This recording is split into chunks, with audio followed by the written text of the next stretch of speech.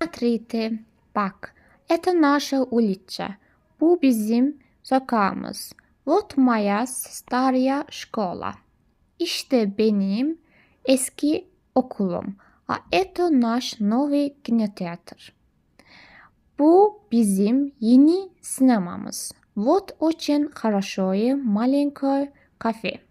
İşte çok güzel küçük kafemiz. А это наш дом и наша новая зеленая машина.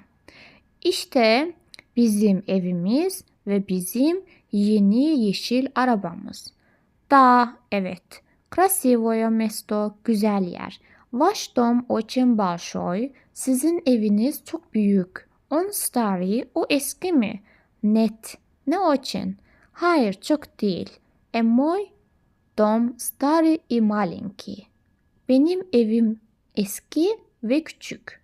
Рядом большой парк. Yanında büyük park var. Мой дедушка часто отдыхает там. Benim dedem sıkça dinleniyor orada. А это кто? Peki bu kim? Это моя семья. Bu benim ailem. Мой отец. Benim babam. Моя мать. Benim annem. Мой брат и сестра. Benim ablam ve kardeşim. А это ты? Peki bu sen misin? Da. Evet. Ya ben. No, тут я еще маленький. Hayır. Orada ben yokum. Daha küçüktüm. Это старое foto. Bu eski bir foto. Твоя сестра очень красивая. Senin ablan çok güzel. Как ваша мама? Annen nasıl? Спасибо. Teşekkürler. Şimdi bu metin, tekst genel olarak A1 seviyesinde sade sözlüklerden oluşuyor. Yani Rusça A1 seviyesinde kullanabileceğiniz kitaplardan biri de Давайте познакомимся. Gelin tanış olalım. A1 seviyesinde olan bir kitap. Güzel bir kitap. Yani burada genellikle öğrencilerin kullandığı bir kitap. Şimdi şurada şöyle bir kelimeler var, slovalar var. Bakalım.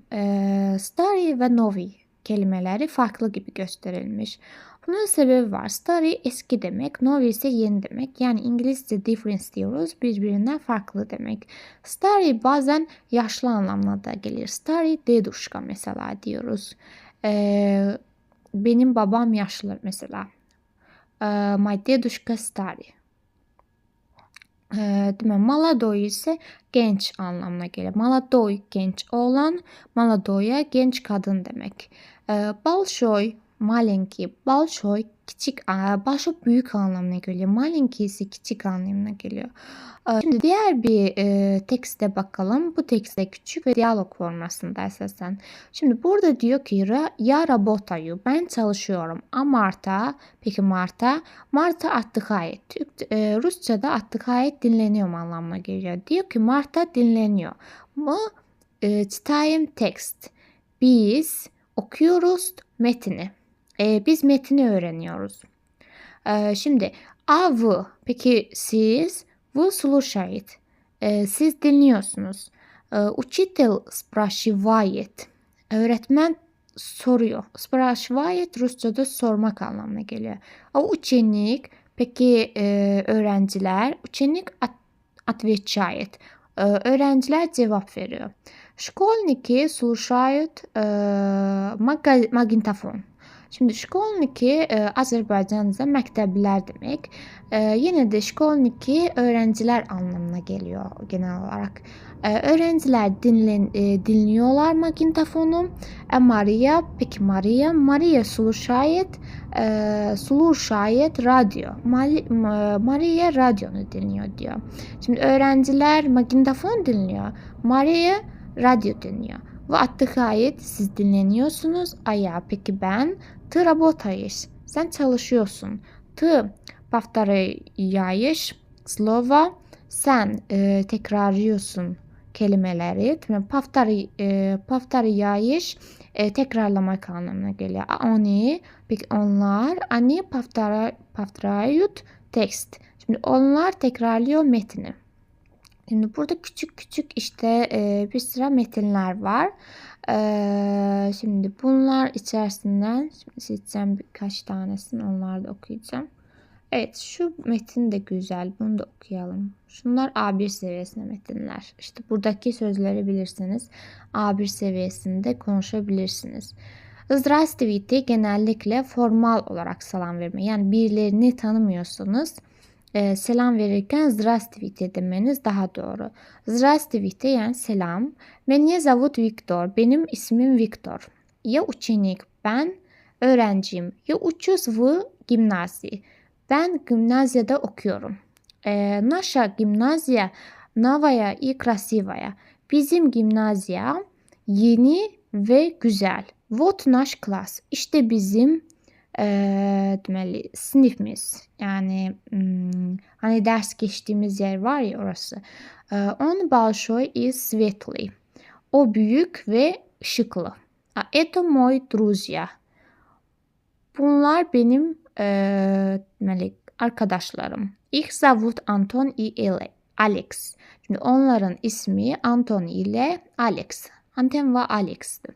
Вот наша новая подруга. İşte bizim yeni kız dostlarımız. İşte kız hani Türkçe'de dosta ne diyorduk? Unuttum aslında. Neyse, hatırlayınca söylerim. Arkadaşlarımız, evet, kız arkadaşlarımız diyor. Ее зовут Anya. Şimdi onun ismi Anya. Birinin kadın olduğunu deyince, o deyince Ее iştedir. Eğer erkekse Его diyoruz. Наша учительница молодое и красивая. Bizim öğretmenimiz молодое, işte az önce dedik işte stari ne demek, maladoy ne demek? Maladoy genç kadın, genç erkektir. Şimdi burada da genç kadın diyor. Bizim öğretmenimiz genç kadın ve güzel. Ее зовут Elzaveta Aleksandrovna. Şimdi onun ismi Elizaveta Aleksandrovna. Она русская. O Rus kadın. На уроке учительница спрашивает. Şimdi biz derste, öğretmenimiz bize derste ne yapıyor? Bir şeyleri soruyor. Мы отвечаем. Yani biz de onu cevaplıyoruz. Обычно Anton отвечает хорошо. Ümumi olarak, yani genellikle Anton cevap veriyor iyi. Я иногда делаю ошибки. Ben ise bazen işte yanlış yapabiliyorum. Мы много говорим и пишем по-русски на уроке. Biz çok işte konuşuyoruz, yazıyoruz Rusça'da ders zamanı. Потом мы слушаем и повторяем тексты. İşte sonra biz dinliyoruz ve tekrarlıyoruz metni. Учим новые слова. Öğreniyoruz yeni kelimeler. Дома мы делаем домашнее задание и отдыхаем. İşte evde biz ev çalışmaları yapıyoruz ve dinleniyoruz. Şöyle bir metindi. Umarım bir şeyler öğrenebilmişsinizdir. До свидания.